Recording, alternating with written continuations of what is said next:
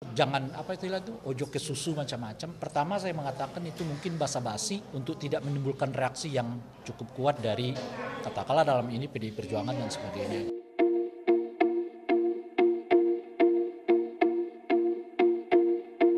Yang kedua saya sampaikan ojo ke susu.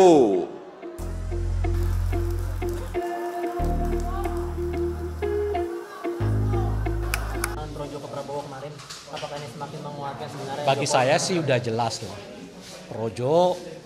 Pak Jokowi selama ini menggunakan projo untuk memperlihatkan sikap politiknya.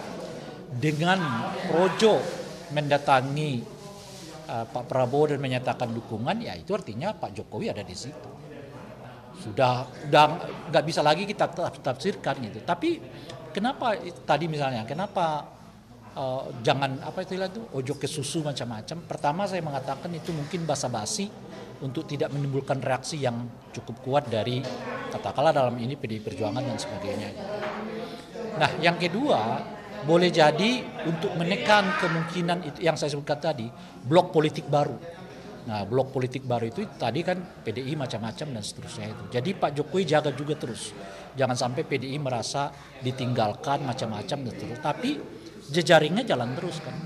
Kan Anda lihat dulu satu hari ketika Pak Jokowi di Rakernas PDI Perjuangan tuh kan kalau sudah dilantik langsung kerja. Kemudian calon presiden kita. Gitu. Tapi malamnya samawi ke Pak Prabowo. Apa yang bisa dibaca dari ini gitu. Jadi di satu tempat dia seolah-olah ikut dengan Ganjar, tapi jejaringnya malah jalan ke Prabowo kan satu-satu kan yang dimulai oleh Samawi itu apa ulama pendukung Jokowi lah dan sebagainya. Dan terakhir itu adalah Projo. Menurut saya sudah selesai lah. Pak Jokowi berada di Pak Jokowi bersama dengan Pak Prabowo gitu. Nah itu yang saya sebut tadi. Pertanyaannya sekarang apa reaksi politik PDI terkait itu? Itu yang saya sebut lima skenario itu kan. Mulai dari menonaktifkan Kaisang, mempasifkan keanggotaan Pak Jokowi, lalu mengevaluasi keberadaan menteri mereka dan membentuk blok politik baru gitu. Nah itu menurut saya. Pak, tadi kan Bapak bilang ada 5 sikap PDIP Pak ya? Ya itu bukan sikap, itu dugaan saya. Dugaan sikap ya Pak ya? Bisa nonaktifkan dari PDIP Pak. Berarti ada kesempatan elektabilitas Bapak Ganjar Pranowo ini naik Pak nanti menjelang pemilu 2024 karena kan memang tadi karena ada dinasti politik dan masyarakat sudah tidak percaya lagi. Situasi yang seperti sekarang ini malah menurut saya bisa-bisa mendongkrak elektabilitasnya Ganjar. Karena di kita ini kan pemilihnya itu pemurah ya. Kalau orang-orang terlihat dilecehkan, di prank gitu, itu malah simpati publik menguat. Itu soal pandai-pandainya Ganjar dan PDI menurut saya gitu. Makanya saya menyebutkan tadi mereka nggak akan melakukan secara terbuka sekarang karena bisa negatif kepada mereka, tapi perlahan-lahan akan dilakukan gitu sambil terus mengkapitalisasi situasi yang mereka seolah-olah diprank oleh Pak Jokowi itu gitu lah. Dan masuk ke dalam diri orang. Coba Anda bayangkan Pak Jokowi itu adalah satu-satunya orang yang diperjuangkan habis-habiskan oleh PDI lebih dari 30 tahun. 10 tahun, bukan lebih dari 30 tahun. 10 tahun di wali kota, 4 tahun gubernur, 10 tahun jadi gubernur. Jadi 24 tahun. Itu PDI membackup terus-menerus Pak Jokowi. Nggak cukup itu saja. Pak Jokowi keluarga Pak Jokowi minta anaknya jadi wali kota, jadi ya kan. Keluarga Pak Jokowi minta menantunya jadi wali kota, jadi. Lalu tiba-tiba diperlakukan begini gitu loh. Tanpa salam, tanpa kalam, tinggal begitu aja. Oleh karena itulah mungkin kemarin itu deklarasi jangan ada dah. Terlalu ini gitu loh Pak, terlalu frontal gitu loh. Makanya jangan ada deklarasi gitu, tapi ini kawan jalan terus kan ke Pak Prabowo gitu kan. Karena itu terlalu frontal, terlalu seolah-olah. Itu tadi, setelah hampir 23 tahun mereka backup, bukan hanya Pak Jokowinya, anaknya iya, menantunya iya.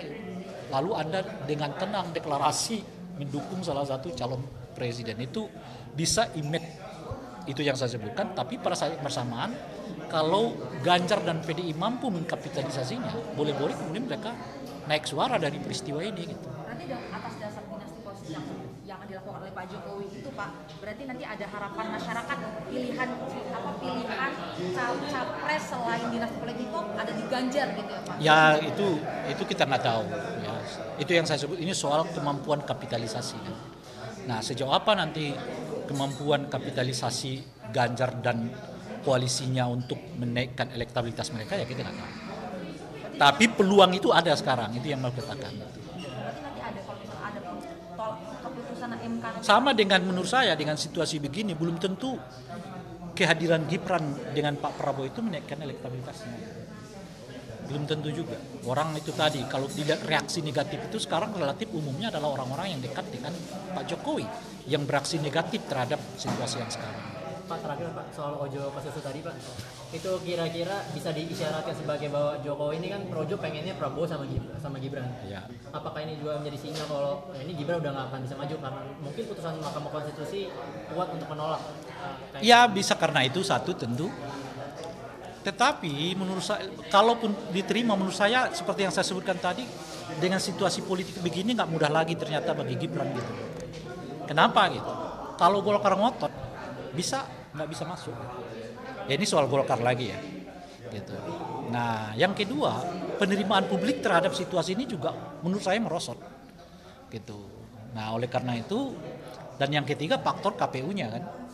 Kalau KPU ya merevisi ketentuan ini belum tentu diterima oleh Komisi 2 yang kemungkinan besar sesuai dengan yang saya sebutkan tadi itu ya 314 kursi itu kemungkinan besar menolak gitu. Jadi situasinya sekarang sudah nggak mudah bagi Gibran, nggak seperti yang mungkin dibayangkan sebelumnya gitu ya, kalau udah ketok langsung jadi gitu loh, nggak mudah.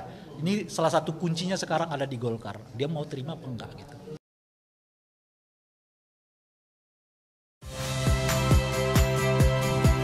Saya Cynthia Rompas. Saksikan program-program Kompas TV melalui siaran digital, pay TV, dan media streaming lainnya. Kompas TV, independen, terpercaya.